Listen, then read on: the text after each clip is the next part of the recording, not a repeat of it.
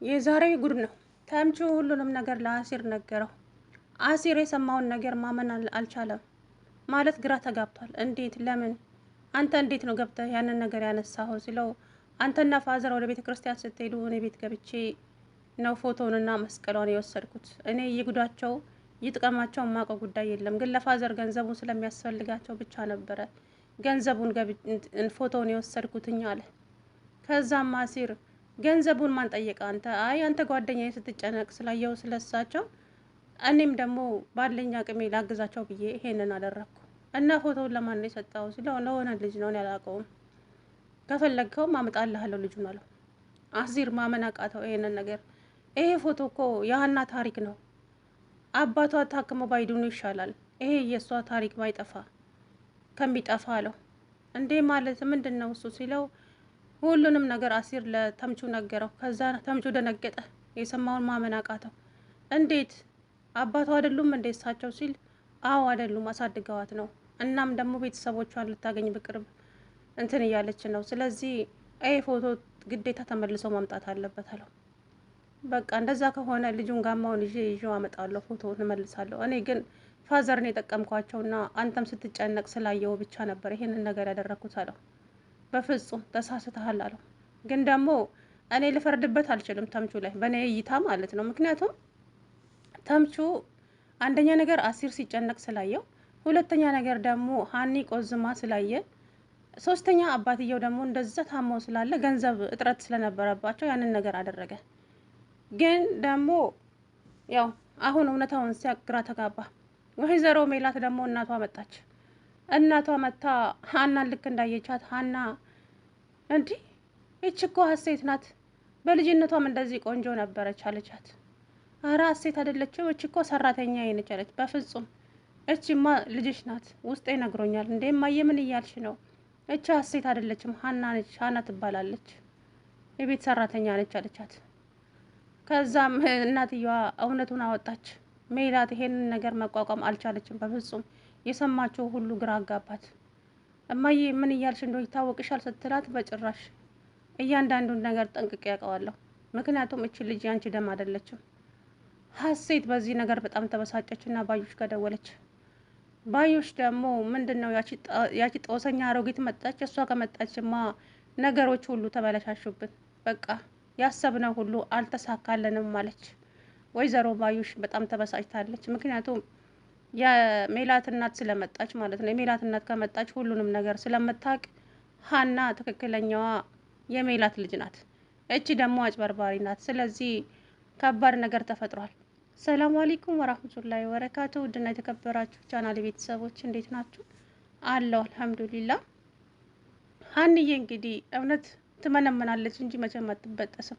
ውሸት ግን ውሸት ነው። አንድ ቀን መጋለጡ አይቀርምና እንግዲህ ወይዘሮ ሀሴት ባለፈው እንደዛ ቴሌቪዥኑ ላይ ቀርባ ከባህር ዳር ያሳደጉኝ ሴትዮ ልጇ ሊደፍረኝ በጣም ብዙ ነገር አድርጎኛል።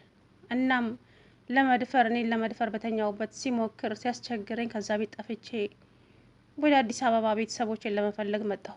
እናም እናቴ አሁን አንቺ ቤተሰቦችሽ እንዴት ታስታውሻለሽ? የምታስታውሹ ነገር አለ ሲላት፣ እኔ ያን ጊዜ የመኪናው አደጋ ስለደረሰብኝ ቤተሰቦቼን ማንም ይሁን ማን ይሁን ስማቸውን አላውቅም። ነገር ግን ደግሞ ያሳደገችኝ ሀያቴ ወደ ጎንደር ይዘኝ ስትሄድ ጎንደር ያስነሳችኝ ፎቶ ነበረ። እናም ያ ማስረጃ እሱ ይሆናል ብዬ ፎቶውን ይዣዋለሁ አለች። ሀና ጋር የተሰረቀውን ፎቶ እና መስቀሉን በልጅነት የታሰረልሽ ነው ብላኛለች ሀያቴ። እናም እሱ አለ እኔ ጋ እሱ ማስረጃ ይሆናል ብዬ አስባለሁ አለች እና ለሰውየው ሰጠችው። ያንን ነገር ስታይ ነው አንቺ ደግሞ ያመነችው። ግን ደግሞ ይሄ ነገር የተሰረቀው ከሀና ጋር መሆኑን ተምቹ ሰማ። ተምቹ ይሄንን ቴሌቪዥን ላይ ዩቲዩብ ላይ የተለቀቀውን ቪዲዮ ሲያይ ያየውን ማመን አቅቶታል። እንዴት ሊሆን ቻለ? ማለት እኔ እኮ ሀናን የሚጎዳት ነገር አልመሰለኝም። አባቷ እንዲታከምላት ብቻ ነበር ፍላጎቴ።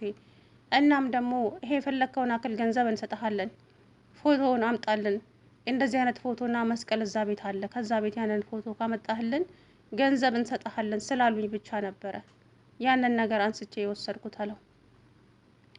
በእርግጥ ጥሩ አድርገሃል፣ ነገር ግን ደግሞ ሀናን የሚጎዳ ነገር ነው። ሀና የአቶ ኖላዊ ልጅ አለመሆኗን ሰማ ተምቹ። እንዴት? ለምን? እሱ ዝርዝሩን በኋላ እነግርሃለሁ። ነገር ግን ይሄ የሀና ህይወት ነው፣ ግዴታ ፎቶ መመለስ አለበት። ሀና ይሄ ነገር ካልተመለሰላት ህይወቷ አደጋ ላይ ነው። በእርግጥ አባቷ አለላት፣ እሷ አባቷ ከማንም ይበልጣል። ግን ይሄ ደግሞ ውሸታምና አስመሳይ ያስብላታል። ስለዚህ ይሄ እርግጠኛ ከእሷ ጋር እንደተወሰደ ሁሉም ሰው ማወቅ አለበት አለ። አሲርም ይሄንን ነገር ለሀና ነገራት። ሀኒ የሰማችው ማመን አቃታት፣ ራሷን ይዛ ጮኸች። ከዛም ሰላም ምን ሆነሽ ነው ሀንዬ? ምን ተፈጠረ ደግሞ ስትላት ምንም አልሆነው አለ። የኔ ህይወት ሁሌም ስቃይ ነው፣ ለቅሶና አዘን ብቻ ነው የኔ ህይወት። ለምን እንደዚህ ትያለሽ ሀንዬ? አባትሽ ደህና አይደሉም እንዴ ስትላት ደህና ነው አባቴ፣ ምንም አልሆነም። ግን እየተፈጠረ በህይወቴ ውስጥ ያለው ነገር በጣም እያናደደኝ ነው ሰላምዬ። ለምንድን ነው ወደዚች ምድር የመጣሁት ብዬ ራሴ ላይ እንድወስን አድርጎኛል አለቻት። እንዴ እንደዛ እኮ አይባልም ሰላምዬ። ምን ላድርግ? ምን ልበልሽ? ከዚህ የበለጠ ተይ፣ በፈጣሪ ስራ አትግቢ። እያንዳንዳችንን እዚህ ምድር ላይ ያመጣን ፈጣሪ ምክንያት አለው። ስለዚህ በሱ ስራ ደግሞ አትግቢ። ደግሞ ፈጣሪን አትፈትነኝ አይባልም አለቻት ሀና። ከዛ ሀና ቆይ ምን ሆነች ነው ንገረኝ እስቲ ስትላት ሰላምዬ ከየቱ ጀምሬ ልንገርልሽ? ከፈለግሽው ጀምረሽ ንገረኝ አለቻት ሰላም። ከዛም ሰላም ማነች ሀና ይህ ባለፈው እርግብ ያመጣችው ፎቶ ከኛ ቤት የሰረቀው ሰውዬ ታወቀ አለቻት። ምን አለች ሰላም? አዎ ሰላምዬ፣ በእርግጥ ላታምኝን ትችያለሽ፣ ግን እውነታው ይሄ ነው። እኔ እናንተ ቤት ነበርኩኝ። አባቴም ከአሲር ጋራ ቤተ ክርስቲያን ሄዶ ነበረ። እናም ይሄ ተምቹ ነው ከቤት ገብቶ የወሰደው። የአሲር ጓደኛ ነበረ፣ አምጣ ተብሎ ፎቶ ለነሱ የሰጠው አለቻት ሰላም። የሰማችውን ነገር ማመን አቃታት። ሜላትም በፍጹም አይሆንም፣ ይሄ ነገር አይሆንም። አሴት እርግብ ብቻ ናት። በቃ እኔ ሌላ ልጅ የለኝም፣ ልጄን አግኝቻለሁ። እሷም ደግሞ እርግብ ናት። ከዚህ በኋላ ሀና ዝባዝንኪ የምትሉትን ነገር ታቆማላችሁ አለች።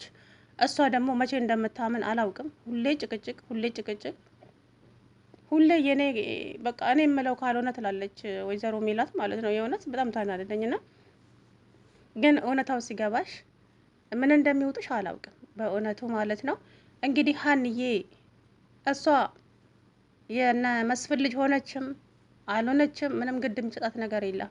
ምክንያቱም በችግር ተቸግሮ መከራው በልቶ ከአባትም በላይ ሆኖ ያሳደጋት አባት አላት እና ደጋግማ ነገራቸዋለች። እኔ እናንተ ቤት ምንም አይነት ነገር ፈልጌ አልመጣሁም። ስጋዊ ዝምድናችሁንም ፈልጌ አይደለም፣ ንብረታችሁንም ፈልጌ አይደለም። ግን ደግሞ አባቴ ማሳከም ስላለብኝ እናንተ ቤት ዝቅ ብዬ ሰራሁኝ እንጂ እግዚአብሔር ይመስገን አባቴ ከዳነልኝ እኔ ወደ ተወለድኩበት ሀገር ይመለሳለሁ ወደ ደሴ አለችው ለአቶ መስፍን። ሀንዬ ለምን እንደዚህ ትሆኛለሽ? አይ ግን ካጠፋው ይቅርታ፣ አሁን መሄድ አለብኝ አባቴ ጋር ብላ ጥላው ሄደች። ወይ ጉድ! እንዴት ቢያሳድጓት ነው ግን እች ልጅ ምን አይነት ስነ ምግባር ነው ያላት አለ ማለት ነው ሰውየው። በእርግጥ የነ ሰላም አባት በጣም ጥሩ ሰው ነው፣ ትዕግስተኛ ነው፣ ሰዎችን ማዳመጥ ይችላል። ሜላት ደግሞ አታዳምጥም። የራሴ ካልሆነ ብቻ የራሴ ብቻ ተሰሚነት ይኖር ነው የምትለው።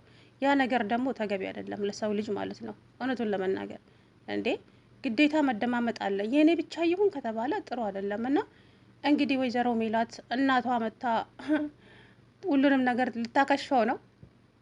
ዛሬ መታለች የሜላት እናት። እናቷን ስታይ እማዬ እንዴት መጣች ሳትነግሪኝ? አይ መጣው በቃ ውስጤ ጥሩ ነገር ስላልተሰማኝ ሳልነግራችሁ መጣሁ። ምን ነው ደህና አይደለሽም? እንዴት ስትላት ደህና ነኝ። አሁን እንግዲህ የሜላት እናት ሀና ልክ እንዳየቻት ወይ የኔ ልጅ ብላ እንትን አለቻት። ከዛም እንዴ እማዬ እሷ እኮ ሰራተኛ ነች አለቻት። ምን ማለት ነው ሰራተኛ ማለት? እቺማ ሀና አሴት ናት። ውስጤ እንደዚሁ ነግሮኛል። በቃ ልክ የነመናሴ አባት እንደተናገረው ማለት ነው። የነመናሴ አባት ልክ ሀናን እንዳየ የኔ ልጅ ልክ በቃ የውስጣቸው የሚነገራቸው ነገር አለና እንግዲህ ወይዘሮ እርግብ ምን ይውጥሽ ይሆን አላቅልሽም። እንግዲህ ፈጣሪ እውነቱ አሁን እርግጠኛ ነኝ ውጤቱ የሀና ነው የሚሆነው፣ የሀና ነው የሚሆነው። ግን ያው ሜላት አታምንም ይሄንን ነገር አሁን አምና መቀበል አትችልም በፍጹም ማለት ነው። ምክንያቱም የኔ ልጅ እርግብ ብቻ ነች ብላ ውስጧን አሳምነዋለች።